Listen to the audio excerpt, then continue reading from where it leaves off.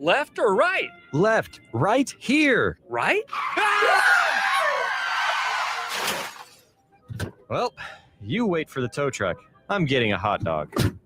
Well, I guess while I'm waiting.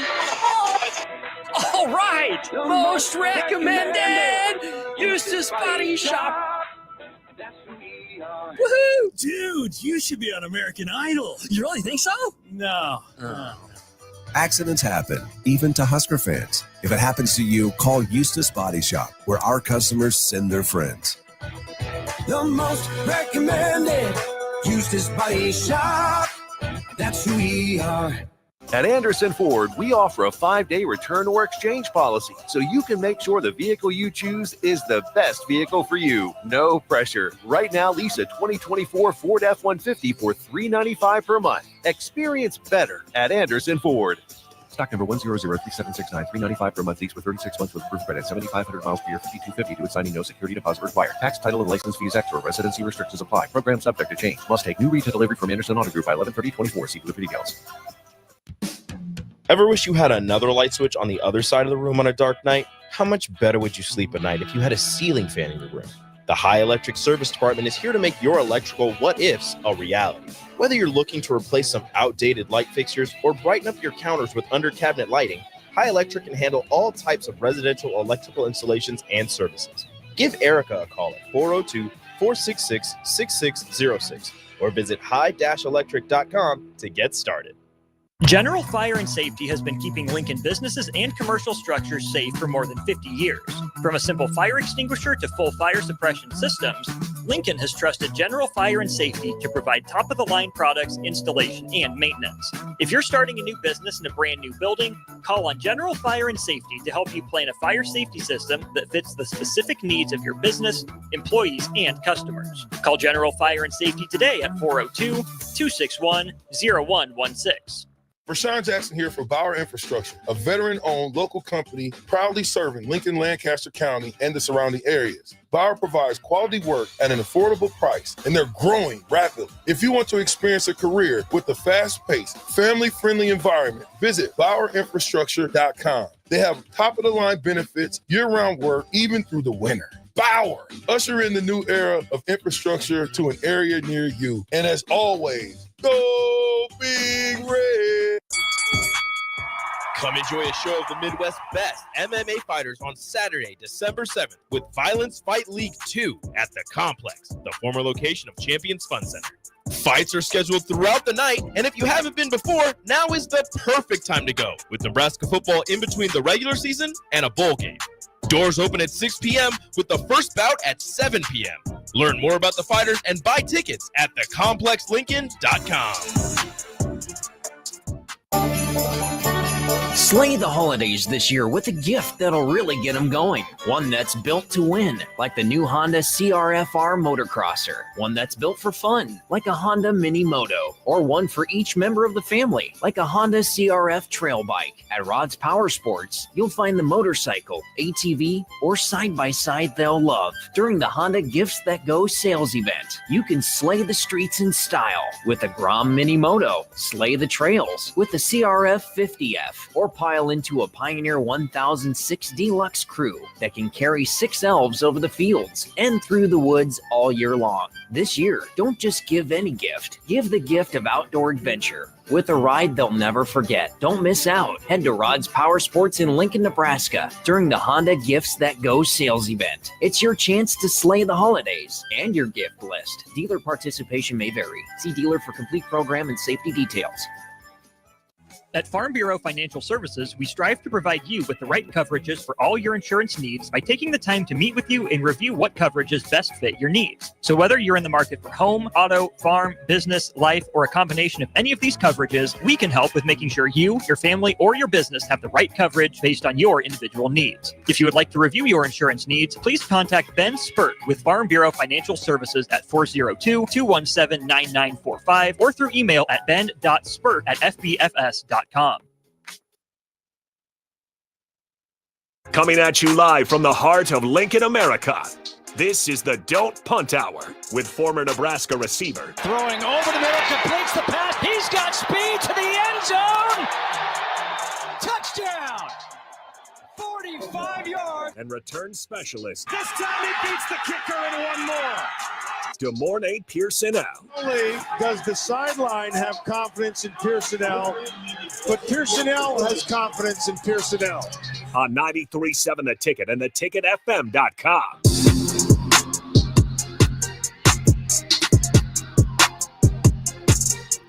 All right, welcome into the Don't Punt Hour. Harrison Arns on the ones and twos. As always, we got the host, former Husker wide receiver, DeMornay Pierson-El. You guys can join in, 402-464-5685. That is the Starter Heyman text line. Facebook, YouTube, X, Allo, channel 961. If you got Allo cable, if you're hearing this on Allo, it means you already found the channel. So, with that being said, DeMornay Pierson-El, we talked a lot about it with Sam McEwen, so we might switch over to college football playoffs eventually, but I do want to get overall thoughts. Huskers win the Pinstripe Bowl. 15-20. That's a plus. You know, I'm excited for that. But the actual showing was a little bit disappointing. It started off great, and then it slowly went downhill. Felt like Colorado. Just not as dominant. Worse than that. Well, I mean, if you want to count those final few minutes, absolutely. I mean, honestly, if it was a better team, I don't know if we make it out of that situation. You had two really, really huge and important, momentum changes. Mm-hmm. Like, you don't typically see teams come back from that. I'm happy we did. Well, because we had a 20-2 lead at that point. But still. But it really should have been 20-0 because the 2 points came off a blocked. Defense definitely what they gave up, maybe one touchdown? No, they honestly, I am not this is an exaggeration. They didn't give up a damn point. Literally, it wasn't their fault. No, for the points they gave up counted. 7 one time when was they had one drive, yard to go. Yeah. Well, excuse me. They did give up. There was one drive where the one they moved the ball pretty punt. Yep, they moved the ball pretty efficiently. Which I'll spot them. I'll literally give them that. But the block punt, that's not on the offense. That's not on the defense. The block kick, it was a crappy snap. The whole, we've seen piss poor operation, and yet again, special teams has put us in the crosshairs. I'm not trying to be a Debbie Downer or whatnot, but how many games have special teams lost us this year? Iowa potentially could have lost us this game, so and you could throw in one more. We almost lost Rutgers. You were leading. If the game would have ended 2-20, completely happy, but you literally, and it's not whether one side of putting, pedal to the metal or whatnot. We were literally dominating the whole game, and it was somewhat of the Iowa situation where it was, it's just they didn't have enough to get over the hump. That's the last 2 games, watching Iowa today, it's like we still should have beat them. Which, by the way, Iowa lost. It's been 2 years since I won a bowl game. It's been 2 days for us. So there you go. So, like I said, I'm extremely happy, but just the way that it looked. Offense first half, I'll give you an A. I don't have nothing wrong, but offense second half, C, if that. What do you think the problem was in the second half offensively? You got rain. People were slipping. It was starting to get a lot muddier out of stuff, but the offensive line, I wouldn't say wasn't really getting the push that we're used to seeing. I would say late in the third quarter, offense and defense both got tired. And you seen that with them starting driving. And honestly, all they were doing was throwing screen pass on the outside edge, making your DBs. That's all they could do. They tried going at Ty Nash a few times. Making our DBs tackle in space or, hopefully get the running back kind of get going. And then they were throwing deep outs to one side of the field. That's all their offense was. They wasn't really running in between the tackles. So they didn't really have a good time there. Defense held up on their own. What's going to make me nervous about next year is just replacing what you have up front. Feels like the linebacker room too. That's a big one for me. So he's replacing John. Bullock was an animal for us all year. I'm leader of the defense. Easily. Heartbeat. And it is not close. You can him and Ty. Yeah, Ty and Nash. It was kind of interesting. He had there's a some role. games he didn't he had necessarily a pop off the way you'd expect, but he also make probably up was for getting it somewhere. He was also probably getting double team or whatnot. But for the most part, when you turn on the film, Ty was the one that was I would say a wreak havoc, almost game record like type. It was like a weaker version of like Sue and Crick. You know, Crick and Sue really just fed off each other because that's high praise. I don't throw that out there just like that. Well, I said a weaker version because that's tough competition. Still, those two names is absolute dominant. So it's like, but the idea is the same in the fact that regardless of how effective who is better, we know the answer. But two guys, you gotta account, and that's you might get them for a quarter, you might be able to block them for 2 quarters. Sooner or later, they're gonna get you. Mm-hmm. And hopefully the time they do, your quarterback doesn't have their back turned. Because we saw that shout out Shavers. He came into the game. Quarterback, why am I blanking on his last name? James. He stepped up in the pocket thinking he had more time. Didn't see Shavers coming downhill. Forced that fumble. Yeah, just clocked him. I was like, ooh, that's what I'm talking about. I think he's gonna be a leader next year. He seems like he's got this crazy a lot speed. of young talent, I think, on in the secondary, at least. Donovan Jones stepped up. I know Donnie personally. Donovan Dragonfly Jones. So I mean, for him to step up, at corner and whatnot, and then the opposing him, the other 15. I mean, he got thrown into the fire probably about mid-season, and it's just been taken off. So you get a lot of those guys that have experience that are going to come back, and whatnot, and hopefully, you can say whatever you want to. Using the transfer portal to build up and bolster your team, I don't think isn't a bad idea whatsoever, as long as you get the right guys in here that fit. I think what I like about Matt Rule, and not saying that Deion's approach was wrong, but what I like about this approach is you're not like at the end of the year, it's not all right, do or die here, because you got to fill some spots. It's a lot easier than having to swap out entire rosters. For sure. We did lose Lloyd though. What are your thoughts on Jalen Lloyd? Because year one we saw him and high praise, obviously very excited. I love him. Yeah. I know him personally. Like, so it sucks because I know what he's capable of, and I don't want to say and put it on the coaches of, oh, well, you didn't give him a chance to do things and everything like that. But kind of felt like it sometimes. You're telling me, I mean, Nayora, I don't care what people say, he disappeared about halfway through the season. You telling me you couldn't move Banks to X and have Jalen at the Z and swap all of that? Well, that's too. I wonder, what does his role look like if Dana was here to start the year? It's for me. That's why I have a hard time. Like, I kind of assuming, again, I don't know. It's all speculation. I'm assuming, we're going to the portal. We got some more wide receivers. He's thinking like, is this going to be like another year of what happened to me this year where we brought in Banks and Nayor and I don't see the field? This is what it's going to be. The fix is in. You got, a true freshman that's coming in, and how they could have used Jalen a little bit, or that. Well, Ja'Cory Barney kind of took his role too. That's what I'm saying. Yeah. So you got that coming in. That he's going to be probably the focal point of the wide receiver core. You got a wide receiver coach from Kentucky, and this is not me talking to somebody. This is me understanding how the game goes, the process of coaches and everything. Talking like about that. Shorts being the wide receiver you know coach. What I'm saying? Now, you got Kentucky's coach coming in. He's bringing in people and everything like that, and you probably will go back into the portal to bring more guys. And not to say, oh, I'm afraid of competition or whatnot, but he was listed as a starter and got maybe 10 plays this game or whatnot. So I think he only got like 19 snaps on the year.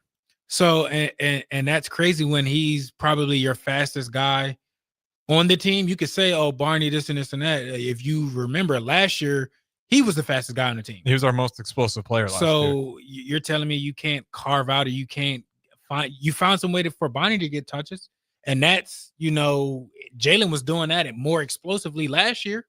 Yeah, not so much off like the handoffs that Satterfield drew up, but just off the deep balls. Down the field, a deep threat, stretching the field and everything like that. He was getting more touches. So it's like you telling me even if you want to put it on Satterfield, you're an offensive coordinator and you couldn't figure out how to carve out 5 to 8 touches for Jalen to have, whether that's rotation, whether any of that. And then I know, Dana came in and I seen him have more uptick, but it's a frustrating situation because he's an in-state kid who's very, very talented, and for whatever reason, it just wasn't utilized, and it sucks because I feel like he definitely And then there were some games, overthrows or whatnot, and Dave touched on certain things that they got to fix, certain things that they got to, connect on or whatnot. So I know they were trying. It's an unfortunate situation because I think,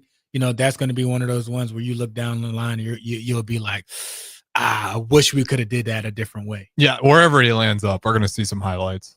Best of luck to him. If I was in the room, I would have liked to utilize him a little bit more, but I don't know what that looks like when you're Dana and you come in there. Like, how high is that up there on the list? Like, maybe it's pretty easy thing to go ahead and plug and play, but somehow I think he just ended up getting lost in the fold there a little bit. Best of luck to him. You had an offensive coordinator that didn't know which direction he wanted to go, so that's how he got lost. Yeah, I mean, it's not like I'm not being harsh. I'm not being mean. That's just what it is. In paraphrased way, he basically said that, having to, you get paid. What would he say? Like, convince himself to run the ball. He had some weird phrases. It was just weird speech from a guy who's supposed to be on top of everything. Like, that's your job as the OC, is have some realistic goals, know what you're capable of, and know what your identity is. And he kind of went 0 for 3 on the podium, but he's still on the staff. So, the offense is looking better. So he's not adding nothing, I don't think. The tight ends needed a coach. They've been needing a coach since, the one guy that came with them from Baylor, left. So, the tight ends played good in the year. To each his own. But like I said, it's just an unfortunate thing because I think the ceiling for Jalen, the surface, I don't even think was scratched. We didn't utilize them a whole lot in that year one outside of just breaking the top off the defense. I'm trying to think. It was pitch and catch. He was on safeties, he was on nickels, and it was, good luck stopping him because he's running by people. So, he's not like, that's why I said, like, okay, if it's not in the slot, because you can say whatever you want to say about, Nayor and whatnot. Like I said, he disappeared. He wasn't, at least to what I was watching, I would have liked for him to be more consistent. I'm not going to bash him because he did show up. He did make some good plays and everything like that. Mm-hmm. Would have liked it for him to be more consistent with certain stuff and everything like that. But again, the whole offense changed when Dana came in here because Banks looked completely different. Yeah, well, I don't know what that was. Like, what could he have possibly changed within that offense just to get those wide? Because it's not like Banks magnificently got faster. Now he's able to get open more. No. What changed was operation of understanding, telling the kids what he expected, execution, giving them more of the why we're doing this to set up this, keeping things on track, not shuffling 4 running backs and nobody gets in rhythm. The offense had no rhythm. So if you don't have no rhythm, how are you going to get somebody, to start and to do things and whatnot? And I think that's the biggest thing that I've seen from Dana. He's kept things on track, whether that's in the run game or in the passing game, whatever. If it's intermediate, if it's quick screens, if it's roll out left, right, whatever. If it's deep shots, like he has a consistent. Now you might see a shot every quarter. You might see 2 shots every other quarter. Only saw 7 of them in the last game. You know what I mean? So that's again, he's testing. They didn't connect, so much, and sometimes they did or whatnot. But again, keeps the defense, on your toes or whatnot. Takes them out of, stacking the box to where now, okay, we need more people in coverage. Then you let Emmett do what he's do, or you let Ramir do what he did, and you've seen that. So it was the biggest thing was just identifying certain things and keeping consistent with getting the balls in your playmakers' hands and letting them build and getting a rhythm. And then your whole offense will go. The quarterback looked completely different than, the first, maybe outside of the first 3 games. Yeah, I'm thinking of like, man, get it to your key players. And I'm more bummed out about Lloyd. I'm thinking about one of the best plays. It was a blowout, but that catch versus Indiana, losing that guy's going to hurt. I do think so. So not to keep looping back around on that. But yeah, just on Dana Holgorsen, I think that's the thing. Like, even in that game, like, yeah, Dylan Raiola, he was 2 for 7 on those deep balls, but still keeps those defense honest. And I think you saw that a lot of the 3 and outs in the earlier games came in that second, third quarter because we just weren't throwing the ball down the field at all. And Dylan's a good enough quarterback to where even if it's not super wide open, or even if he's got half a step, he's going to at least get it on the right shoulder to where it's a really great interception if they make the play, or he'll even underthrow it because he's just kind of got that IQ knowing that defender's going to have to work back and climb over the wide receiver to get that ball. So we'll probably get a flag. And we saw a lot of pass interference flags go our way this year. And the thing about that is, like, when people scout, okay, what this team will be next year and whatnot, the last game will probably be the first game they turn on because that's the most recent. So when you turn on the film, okay, what do we get a sense for this? Oh, they throwing the ball down the field. So let's, account for that. First drive. Let's make sure that way, you're not, we're just a run team. How many times last year when Sims was back there, exactly what we're doing. We pressing, it's man, we stacking the box. You turn on the film, okay, well, we can't make sure that we stack in the box, because if we give these kids, one-on-one, they didn't retool that at wide receiver, they didn't got a better wide receiver or a more better coach who understands the wide receiver play. You're gonna go in there and get older dudes out of the portal, and you have a young nucleus that will be fine. So and you got a quarterback that's accurate. So you best believe they're going to throw it. There's not going to be anything that they're scary or no. He's throwing it. That's what you need, because you need those corners to have it in their head. It's like if he's got just a step on me, it's over. It's coming my way. Hey, I know if it's the right coverage, best believe it. And they're going to be saying it. They were saying it the whole game. Oh, he's so smart. He knows where to go with things and whatnot. You better believe year 2, the game has slowed down a lot. You didn't had a whole spring ball to kind of understand what the coach wants and everything like that. Yeah, good luck. That's the danger of Dylan Raiola that teams are gonna have to really dial in on, is how much can he improve that accuracy, because like he's reading the field. He threw it to 9 different receivers versus Boston College, and like every game he's not just finding Banks over and over. He's not just trying to find. He's spreading the ball. Yeah, if you're open, you're gonna get the damn ball because he's going through his reads. And as a true freshman, that's been the most impressive thing for me. It's just, and I was telling Tom Chattel this, he's so good at those off-platform throws. I think sometimes he just does it a little bit out of habit. Like, I'd rather you take the split second to reset your feet and then deliver, because like I said, he's making the right reads. Unfortunately, he's had a few that's just been a hair off, and he's had some tough drops as well. There's been some balls that definitely should have been caught in some crucial moments as well. But there's also balls where he's just sailing a little bit, and it feels like it's just that true freshman. The thing about that is, like, would you rather have a robot guy that just kind of goes through it, or will you take the good with the bad of, okay, maybe not so much, or this offseason, I mean, his father will evaluate certain things he can get better. His quarterback coach outside of here, will evaluate things. You give Dana a whole offseason, to have with you.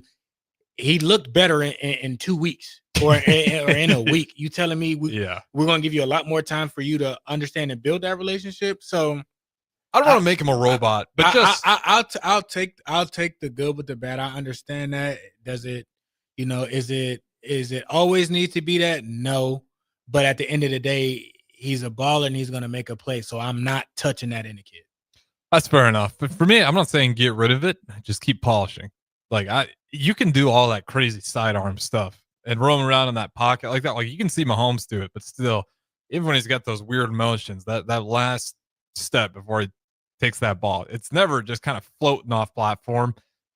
Unless it's like a full out run to the side, you'll see kind of like, it almost looks like a Heisman throw by the time they're up in the air. But like, I'll just see times where Dylan will be kind of in the pocket, almost throw like a fader. And that was that one interception, like feeling the pressure, being so good that you're able to pull it off anyways, and then kind of shooting a fader, trying to get it, and then it ends up being a pick. Now you give him credit because he bounced back and ended up being 22 for 30 on the day after that interception. But that's kind of the stuff I'm talking about. That's so much like on the side, on the run. That's still, though, like freshman young mentality. You know what I'm saying? You're out there, you having fun, you excited. All right, like, I got to do something. Yeah. And I think that's where year 2 I'm excited for. I think that's going to go away. You'll definitely grow and understand. He bounced back, later on in the game. He threw the ball away. for certain things or whatnot. Now, it might have been, intentional grounding, but the second half of Royal was a lot of fun, especially after that late hit. Should have gotten unsportsmanlike from Dylan Rayola, but hey, I mean, for sure, most definitely. I definitely do think he waited a tad bit too long to slide. Yeah.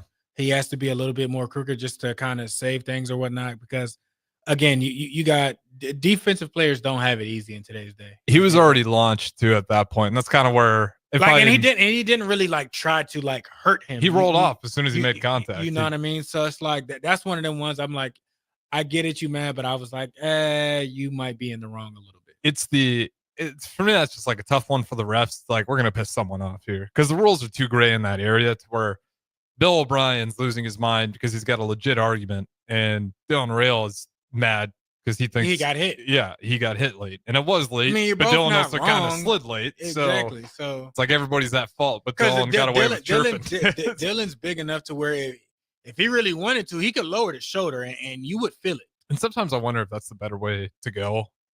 Like the slides all the time, it almost feels more dangerous for these guys when they slide and lean their head back like that. Or do the Manning slide and turn over?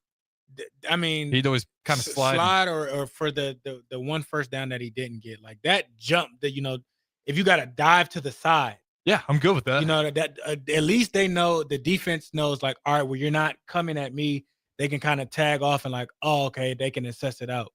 But I would say slide, or if you're going to dive, don't necessarily dive forward, but dive at an angle, because you're still gaining routes, but you're not hurting nobody's knees, you're not hurting nobody's ankles or anything like that, and they'll see that and okay, we chill. Just kind of like tuck and fall to the side, as long as then you at least fall forward. I when I see that, it just it always, because every now and then you'll see a situation where the defensive players launched, the quarterback slid somewhat late, and they're Trevor Lawrence. Yeah, and they're just like sliding flat, and their head just almost gets ripped off. Trevor Lawrence. Yeah, and those are the ones where I'm like, I don't know if sliding always works best. You can say whatever you want to say about the defensive dude. If Trev would have slid earlier, I guarantee you that dude wouldn't have had that. Now, was he wrong for using his elbow and everything like that? Absolutely. Yeah, well, and the QBs too out there, like the Kenny Pickett's and the Patrick Mahomes, got to piss some of those QBs off, because it's like, you guys keep doing these fake slides. Somebody going to catch you and people going to be mad and upset. Yeah, and they're going to be watching out for fake slides. So I might try to go for a slide here. Someone's going to be thinking I'm trying to pull a Kenny Pickett, and they're going to rip my head off thinking I'm trying to be quick on it. Because they do.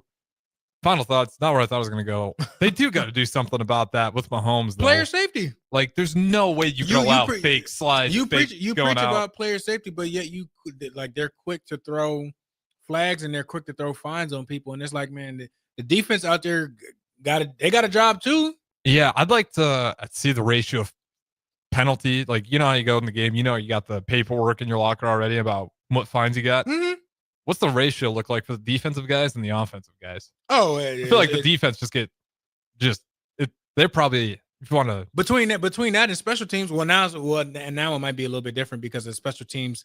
Them running down is a lot different, but I know a lot of people would get fined off of kickoff. Oh, for one play. I'm telling you, and I'm talking, $15K. Oh, you use your head. What do you? Double team blocks, like the simplest stuff, and it's like, what are we doing here? Yeah, that sucks, especially when you're a coach and you want to get guys fired up and be on special teams, and they know like that's the best position to get fined. I can see how you end up getting a lot of fines there, but that just sucks because you have to go 100%. Otherwise, I mean, that's how you give up big special teams plays. There's one guy who's just kind of loafing it out there, and then all of a sudden there's a guy running up the sideline for 90 yards. I'd be pissed if I got a $15,000 fine for some coincidental helmet to helmet contact. All right, we'll throw it to break there. We'll keep talking Husker football, and then we'll tap into the college football playoffs as well. They start back up tomorrow. They kick off things again. So that's right. It's New Year's, right? They got it mixed up. I think no. I'm just saying in the middle of the week though. I'm used to. Yeah, this whole it's throwing me off. It's been weird. Christmas on Wednesday was weird. I enjoyed it. Merry Christmas. But New Year's on Wednesday is also a little bit unique. All right, we'll throw it to break here. Don't go anywhere. Good morning, Pierson-El, Harrison, talking Husker football on the Don't Punt Hour. Little ones is a big job, and you do your best to give them a good start every day. That means making sure they're well cared for while you're apart. You work hard, but it's not always easy to make ends meet. There may be help. Find out if you qualify for Nebraska's Child Care Tax Credit for working parents. You could be eligible for a credit of up to $2,000 per child on your next tax return. Learn more at nebraskachildcaretaxcredit.org. Brought to you by First 5 Nebraska and Nebraska Children and Families Foundation and aired by the Nebraska Broadcasters Association and this station. You can help fight deadly diseases like RSV and influenza while getting paid for your time. Velocity Clinical Research is now seeking clinical trial participants in your area. Participants can receive compensation for study-related time. No health insurance is needed to join. Find a study near you at velocitytrials.com. That's velocitytrials.com.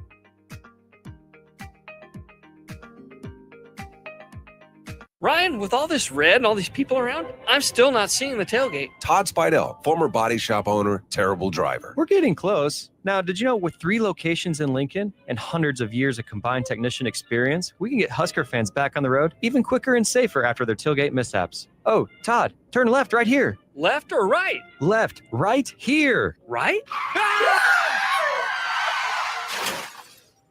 Well, you wait for the tow truck. I'm getting a hot dog. Well, I guess while I'm waiting. All right! Most recommended! Eustace Body Shop. Woohoo! Dude, you should be on American Idol. You really think so? No. Accidents happen, even to Husker fans. If it happens to you, call Eustace Body Shop, where our customers send their friends. The most recommended Eustace Body Shop. That's who we are. At Anderson Ford, we offer a 5-day return or exchange policy, so you can make sure the vehicle you choose is the best vehicle for you. No pressure. Right now, lease a 2024 Ford F-150 for $395 per month. Experience better at Anderson Ford. Stock number 1003769, $395 per month lease for 36 months with proof credit, 7,500 miles per year, $5,250 to assigning, no security deposit required. Tax, title, and license fees extra. Residency restrictions apply. Program subject to change. Must take new retail delivery from Anderson Auto Group by 11/30/24. See for details. Ever wish you had another light switch on the other side of the room on a dark night? How much better would you sleep at night if you had a ceiling fan in your room? The High Electric Service Department is here to make your electrical what-ifs a reality. Whether you're looking to replace some outdated light fixtures or brighten up your counters with under-cabinet lighting, High Electric can handle all types of residential electrical installations and services. Give Erica a call at 402-466-6606 or visit high-electric.com to get started. General Fire and Safety has been keeping Lincoln businesses and commercial structures safe for more than 50 years. From a simple fire extinguisher to full fire suppression systems, Lincoln has trusted General Fire and Safety to provide top-of-the-line products, installation, and maintenance. If you're starting a new business in a brand new building, call on General Fire and Safety to help you plan a fire safety system that fits the specific needs of your business, employees, and customers. Call General Fire and Safety today at 402-261-0116. Rashawn Jackson here for Bauer Infrastructure, a veteran-owned local company proudly serving Lincoln, Lancaster County, and the surrounding areas. Bauer provides quality work at an affordable price, and they're growing rapidly. If you want to experience a career with a fast-paced, family-friendly environment, visit BauerInfrastructure.com. They have top-of-the-line benefits, year-round work, even through the winter. Bauer, usher in the new era of infrastructure to an area near you. And as always, go Big Red! Come enjoy a show of the Midwest's best MMA fighters on Saturday, December 7th with Violence Fight League 2 at the Complex, the former location of Champions Fun Center. Fights are scheduled throughout the night, and if you haven't been before, now is the perfect time to go, with Nebraska football in between the regular season and a bowl game. Doors open at 6 p.m. with the first bout at 7 p.m. Learn more about the fighters and buy tickets at thecomplexlincoln.com. Slay the holidays this year with a gift that'll really get them going. One that's built to win, like the new Honda CRF-R motocrosser. One that's built for fun, like a Honda Mini Moto. Or one for each member of the family, like a Honda CRF trail bike. At Rod's Power Sports, you'll find the motorcycle, ATV, or side-by-side they'll love. During the Honda Gifts That Go sales event, you can slay the streets in style with a Grom Mini Moto, slay the trails with the CRF 50F, or pile into a Pioneer 1006 Deluxe Crew that can carry 6 elves over the fields and through the woods all year long. This year, don't just give any gift. Give the gift of outdoor adventure with a ride they'll never forget. Don't miss out. Head to Rod's Power Sports in Lincoln, Nebraska during the Honda Gifts That Go sales event. It's your chance to slay the holidays and your gift list. Dealer participation may vary. See dealer for complete program and safety details. At Farm Bureau Financial Services, we strive to provide you with the right coverages for all your insurance needs by taking the time to meet with you and review what coverages best fit your needs. So whether you're in the market for home, auto, farm, business, life, or a combination of any of these coverages, we can help with making sure you, your family, or your business have the right coverage based on your individual needs. If you would like to review your insurance needs, please contact Ben Spurt with Farm Bureau Financial Services at 402-217-9945 or through email at ben.spurt@fbfs.com.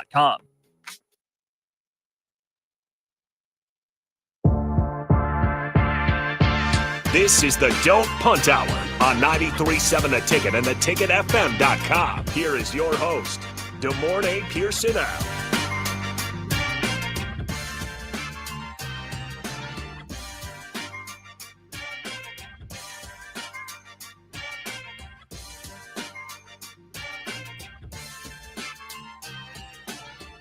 All right, welcome back in at second segment, Don't Punt Hour. Harrison Arns, good morning, Pierson-El. Back here, 1040 O Street in the Ticket Studios. You guys can join in 402-464-5685. This will be the last live one until we get to the Husker basketball postgame show.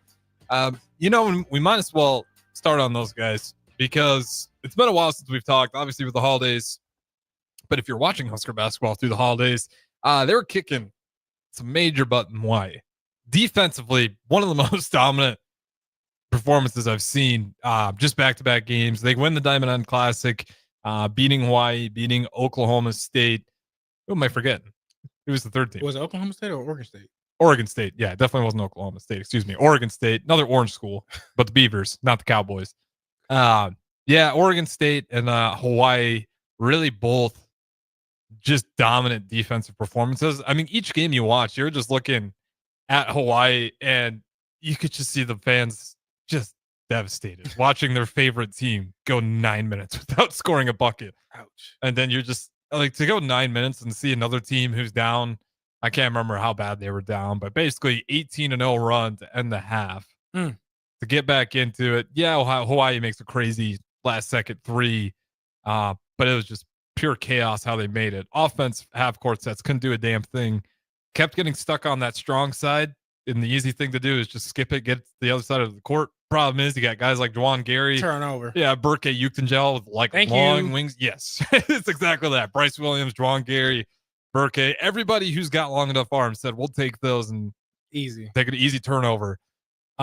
Just thoughts on that. They won the Diamond Head Classic. And Bryce Williams, we'll talk about him as well. He is becoming a hot commodity in the basketball world. I'm sure his NBA draft stock's going up as well, but just overall thoughts. They won the Diamond Head Classic. Congratulations to them. You starting off the new year right. Again, finding, gelling, understanding, what the team is really about. I think will be good, continuity for them for like Big Ten play. You've had some competitive games. You've played some competitive teams and everything like that. So you got, momentum building behind you, just take care of business, once Big Ten play starts and everything like that. But, he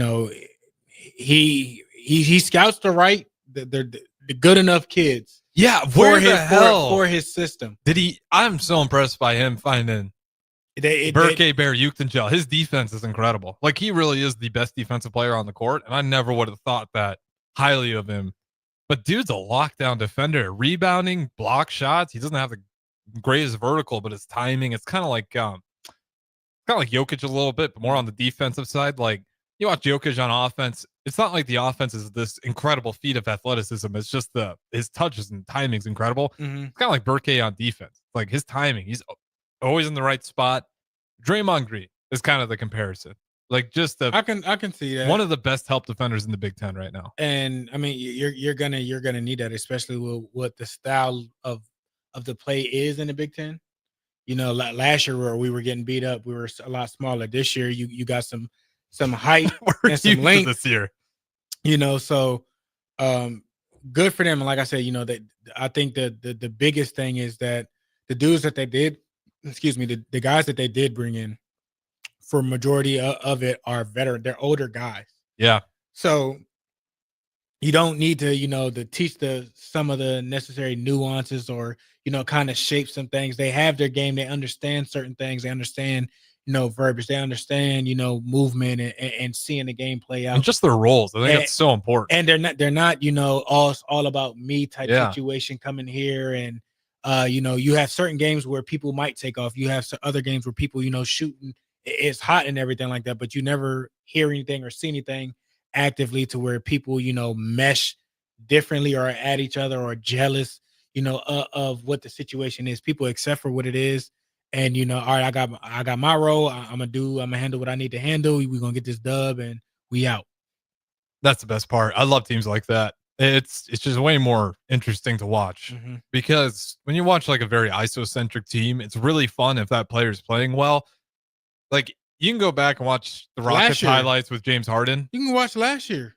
Yeah, last year. And when we were at home, different, on fire. Yep. When we were away, if K-State wasn't, hitting, it's like, oh, it's gonna be a long night. Yeah, it's like, Bryce, you got anything in the bag? But the thing is, the team wasn't going through Bryce first. It was kind of K-State, and then, all right, well, if you hitting on tonight, y'all both hitting on, oh, great. Now it's more so feeding Bryce and kind of letting that go on, and then adding things or whatnot. So, like I said, it's good that they got it figured out, and it's not, nobody's too big for the situation, or let their egos kind of dictate what goes on or bring drama. Yeah, because if you're Connor Season, realistically, you could take like 10 3-point shots a night, and nobody would necessarily say like those are bad shots. No, because you're a phenomenal 3-point shooter. But throughout that entire Diamond Head Classic in Hawaii, like he had a very quiet tournament.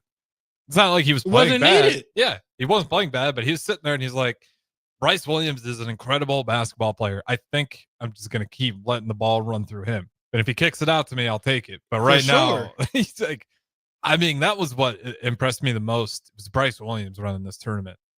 Both games.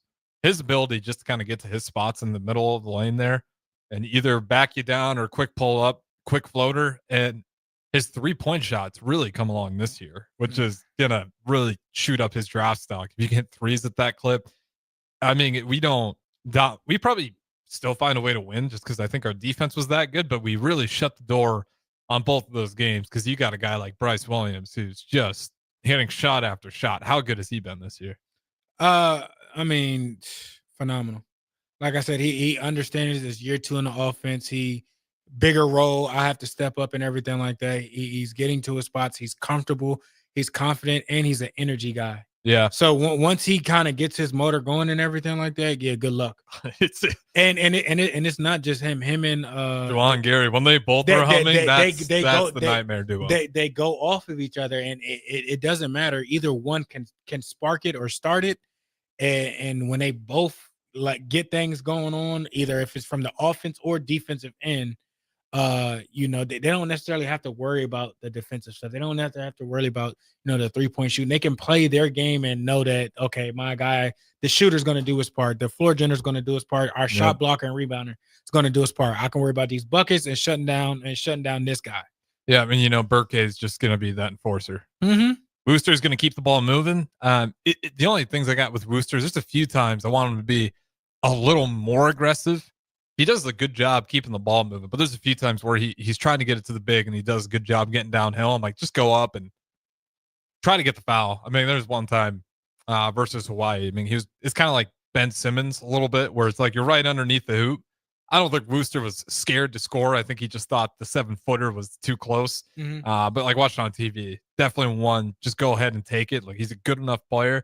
But yeah, the enforcer and Burke, you got the playmaker, or just keeping the offense rolling. Wooster, Bryce Williams, and Juwan Gary are really just great offensive players. And then Juwan Gary is probably the best two-way player, one of the best in the Big Ten. I think so. Like the blocks he's getting consistently this year have been phenomenal. And then on offense, he's kind of been the tough bucket guy.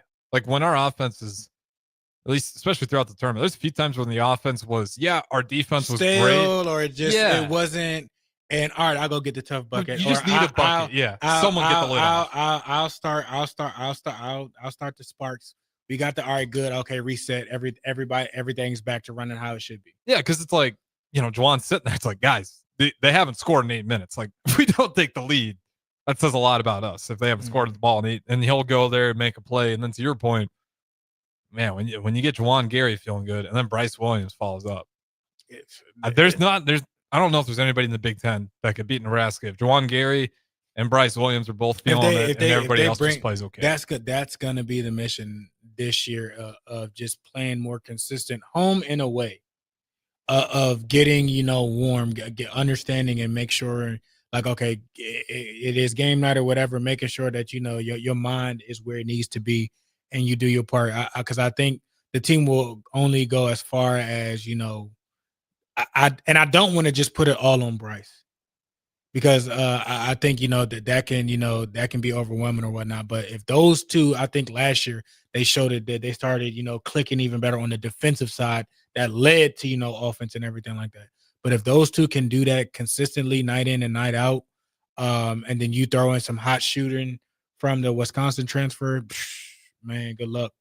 Yeah, it seems like the recipe that's been working really well. It's just been Juwan Gary and Bryce Williams. One of them, great. Both of them, fantastic. He's really likely to go ahead and win the game. And then doesn't really matter who it is. For whatever reason, Burke, that was kind of his coming out party in Hawaii. It's not like he has to score 20, but to get into double digits and then play good defense, and then knowing that you got Bryce doing what he's going to do, and you didn't even really need Connor Essegian, just needed a few points from a few surrounding cast players, but you just feel good about this team, and especially the depth. Like, we didn't even talk about Braxton Mia. Big part of that defense when you got a 7-2 guy in there.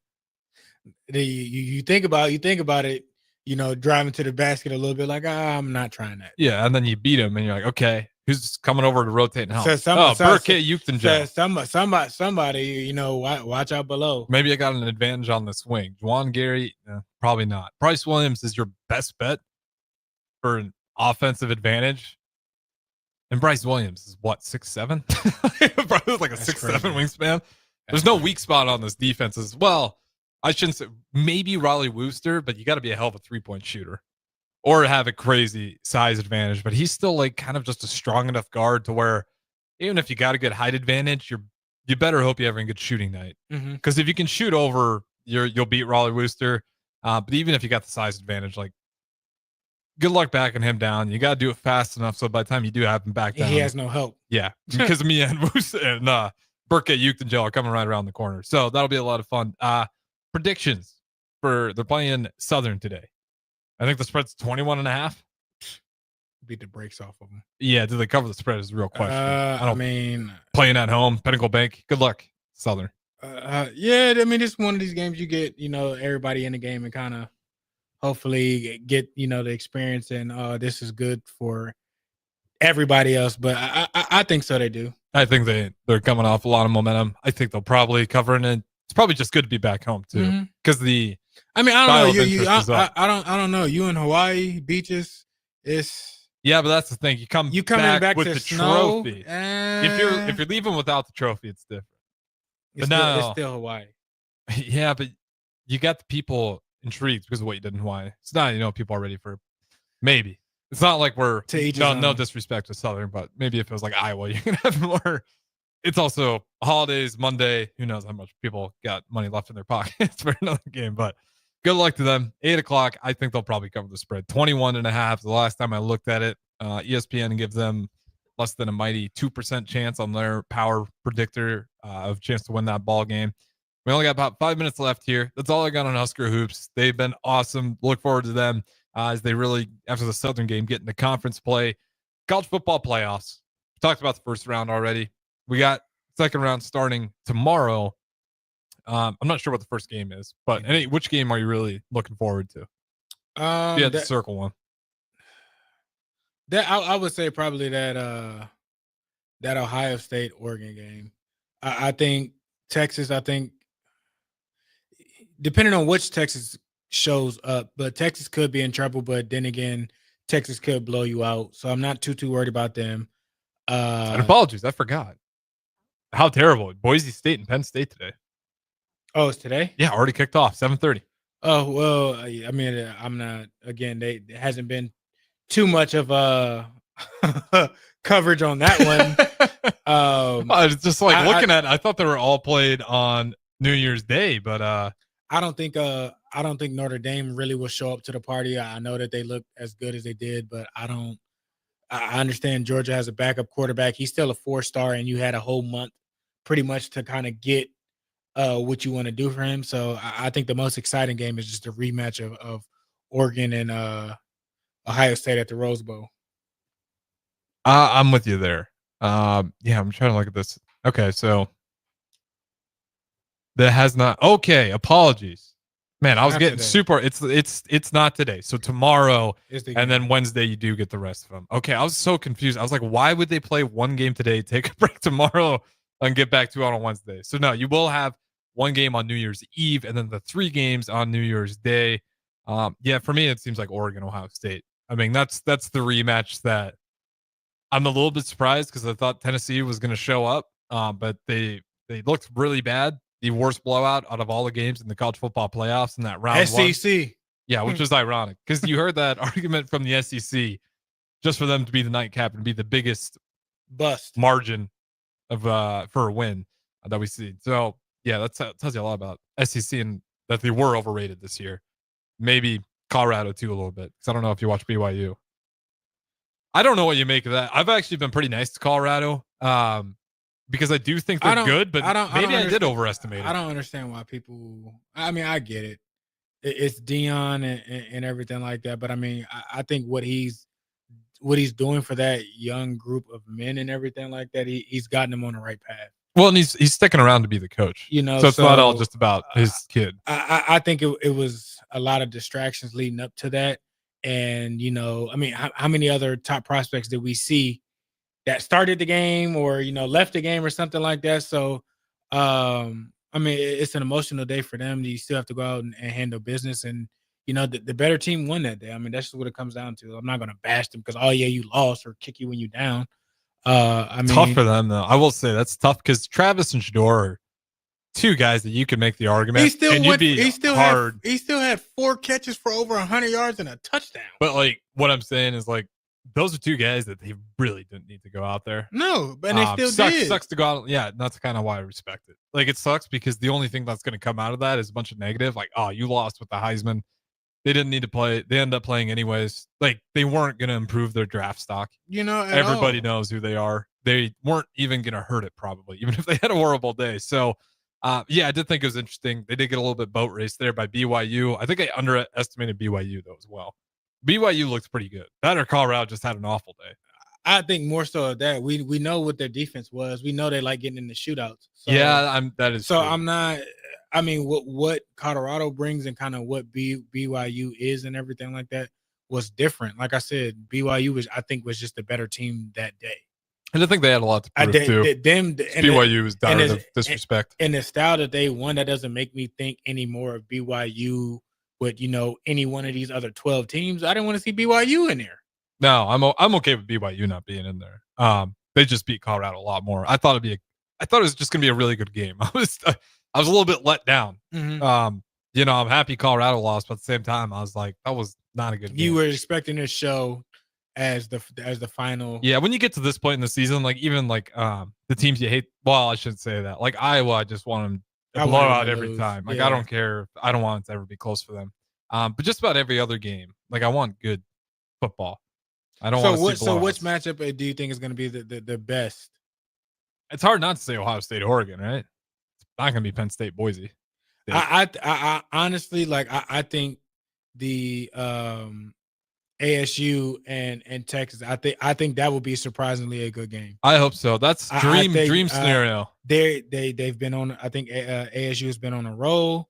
They kind of have the effort mentality. Oh yeah, Sam Levitt. You know, he doesn't care. Him and his brother are wild. I played with his brother. His brother. Sam Levitt's brother. Yes. What's his brother's name? Dallin Levitt. Yes. So he's been pushing, you know, his brother and everything like that. So and his brother's been playing awesome. Yeah. No, lights out. So I think that will be a shocking game. Hopefully so. I don't want it to be a blowout, but you know, they could. Sam Levitt gets injured. Jeff Sims comes in the game, takes over. No. More so of the running back being shut down, because I think that's a huge part of their identity.